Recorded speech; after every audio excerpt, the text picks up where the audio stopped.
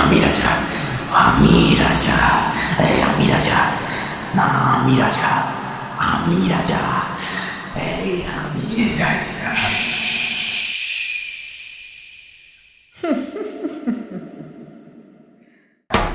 কিছু জিনিসের ব্যবহার ও সেটার যোগ্য সম্মান তোরা মানুষেরা আজ পর্যন্ত সঠিকভাবে করতে শিখলি না। আর হতে চাস কিনা রাজা? আরে আরে, এটা কি হলো? না না না, তুমি আবার প্রথম থেকে বলো, আবার প্রথম থেকে বলো। আমি নোট করবো, আমি তোমাকে আগেই বলেছিলাম।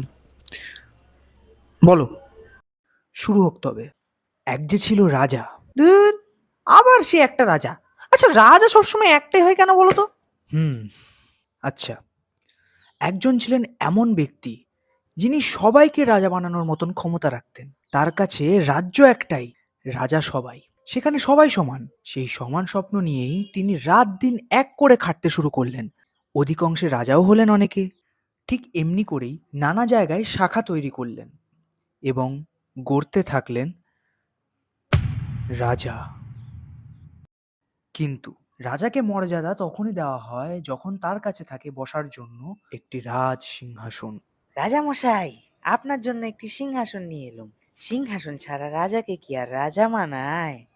এই বলে আগমন হলো একজন ব্যবসায়ীর। আগেই বলি, এই সিংহাসনে সেই গণ্যমান্য রাজাই একমাত্র আহরণ করতে পারবেন।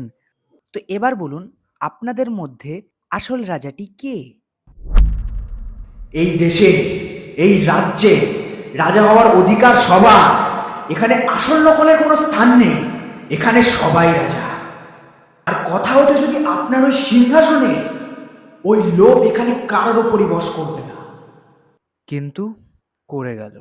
তার কষ্ট করে গড়া রাজারাই তাকে রাজ্য থেকে তাড়িয়ে দিল, তাও পাগল বলে।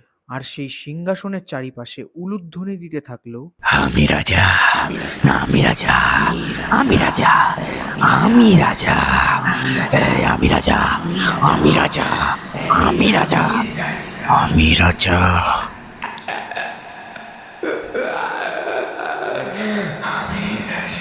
আচ্ছা, তুমি তো বলছিলে এটা নাকি রিয়েল স্টোরি, তো দেশটির নাম বললে না তো? দেশটির নাম হচ্ছে, এবং সেই ভারতবাসী তাকে একসময় ভালোবেসে বলতেন,